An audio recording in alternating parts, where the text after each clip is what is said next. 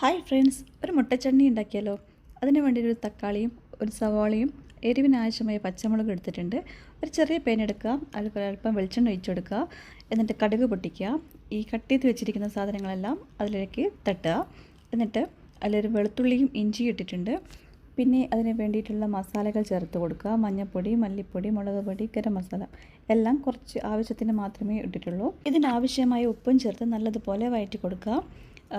ഈ വഴറ്റുന്ന സമയം കൊണ്ട് ഞാൻ ഇതിന് വേണ്ടിയിട്ടുള്ള മുട്ട പുഴുങ്ങാൻ വെച്ചിട്ടുണ്ട്. ഇത് നല്ലതുപോലെ തണിഞ്ഞതിന് ശേഷം മിക്സിയുടെ ജാറിലിട്ട് കൊടുക്കുക. ഇനി നമുക്കിത് അരച്ചെടുക്കണം. ഇനി അതിലേക്ക് നമ്മൾ നേരത്തെ പുഴുങ്ങാൻ വെച്ചിരിക്കുന്ന മുട്ട എടുക്കുക. എന്നിട്ട് ഇതിൽ മുറിച്ചിട്ട് കൊടുക്കുക. ഇനി ഇതും കൂടി ചേർത്തിട്ടാണ് നമ്മൾ ഇത് അരച്ചെടുക്കുന്നത്. എന്നിട്ട് ഇതെല്ലാം കൂടി ചേർത്ത് നല്ലപോലെ പേസ്റ്റാക്കി എടുത്തിട്ടുണ്ട്. ഇത്രയേ ഉള്ളൂ. ഇനി ഇങ്ങനെ വേണമെങ്കിൽ ഇങ്ങനെയും കഴിക്കാം. ഞാൻ ഇതിലേക്ക് ഒരല്പം ചെറിയുള്ളിയും വറ്റൽമുളകും ഇട്ട് വറവിട്ടുന്നുണ്ട്. അപ്പോൾ ഇങ്ങനെയും കഴിക്കാം. അങ്ങനെ നമ്മുടെ ചട്നി റെഡി ആയിട്ടുണ്ട്. എളുപ്പത്തിൽ തന്നെ തയ്യാറാക്കാൻ പറ്റും. ദോശയുടെ കൂടെയൊക്കെ നല്ല കോമ്പിനേഷനാണ്.